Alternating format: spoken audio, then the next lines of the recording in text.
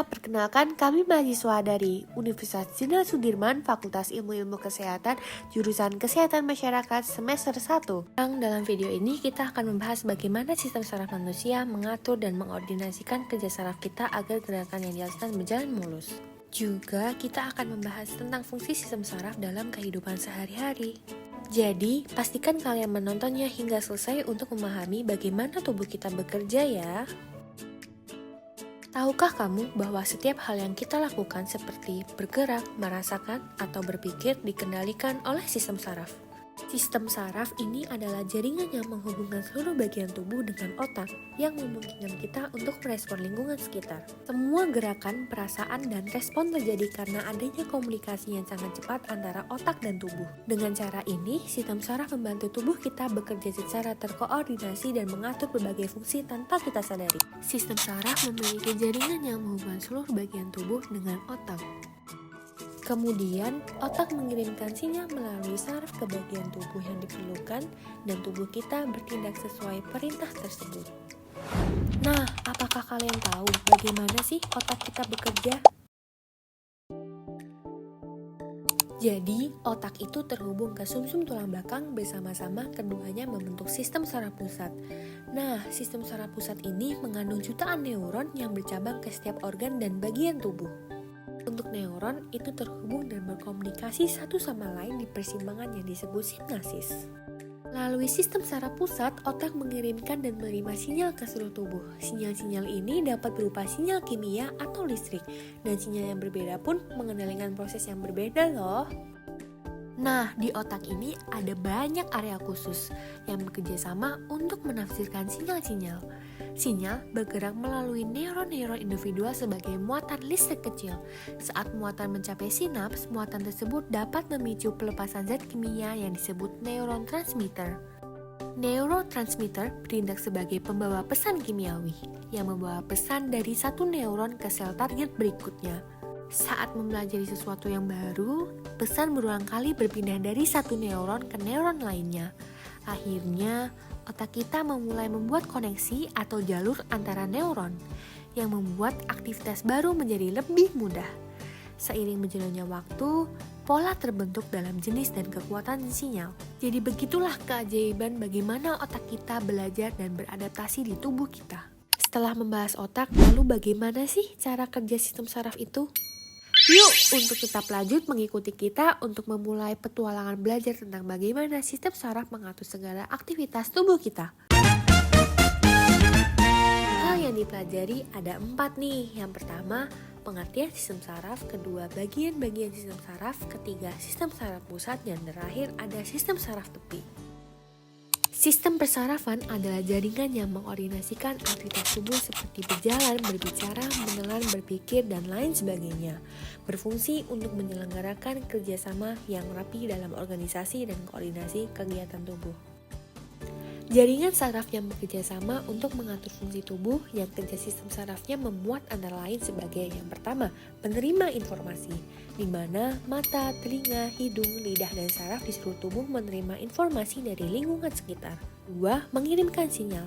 Sinyal-sinyal listrik dikirimkan melalui neuron, yaitu sel-sel saraf yang menghubungkan satu sama lain melalui sinapsis. Ketiga, memproses informasi. Seluruh sistem saraf menerima informasi dari otak. Keempat, mengirimkan instruksi. Otak mengirimkan instruksi melalui akson yang mengendalikan tindakan dan fungsi tubuh. Yang terakhir, ada menyebabkan reaksi. Instruksi yang dikirimkan oleh otak memicu reaksi seperti menggerakkan otot, bernafas, merasakan sakit, dan lain sebagainya.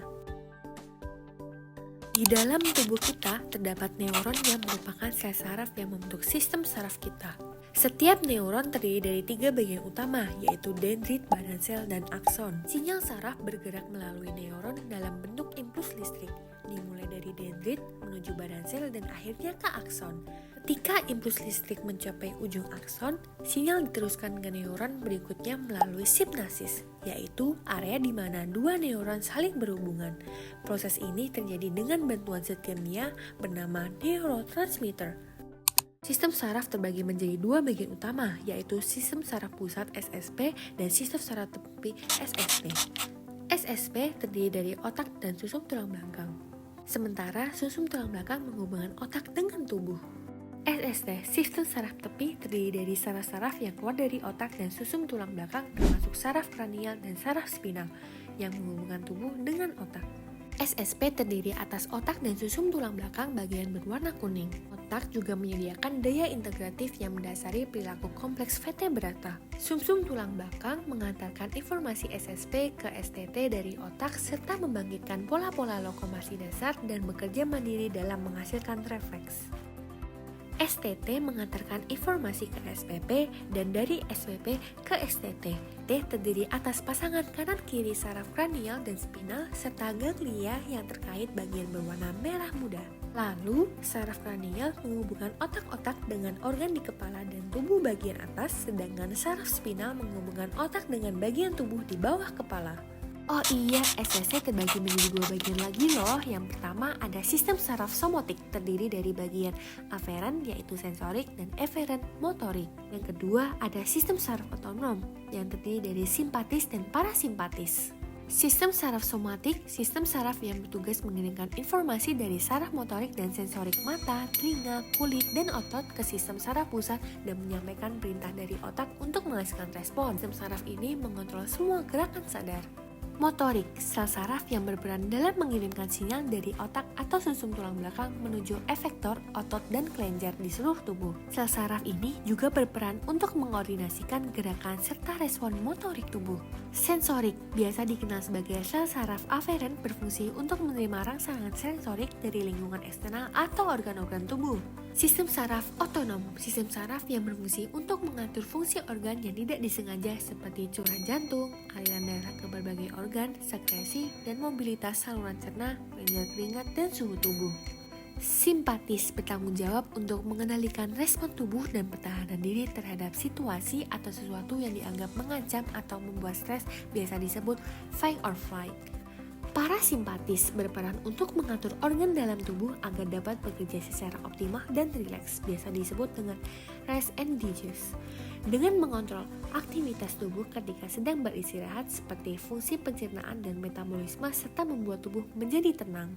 Jadi, sistem persarafan adalah sistem yang kompleks dan sangat penting bagi tubuh manusia yang memungkinkan kita untuk merasakan, berpikir, bergerak, dan mengatur fungsi tubuh lainnya.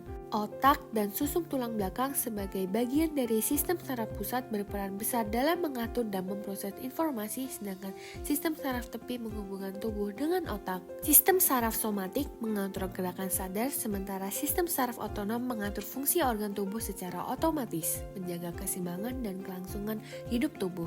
Terima kasih telah menonton video ini. Kami harap informasi yang disampaikan dapat membantu kalian dalam memahami bagaimana sistem persarafan bekerja. Jangan lupa untuk terus belajar dan mencari tahu lebih banyak tentang tubuh kita. Sampai jumpa!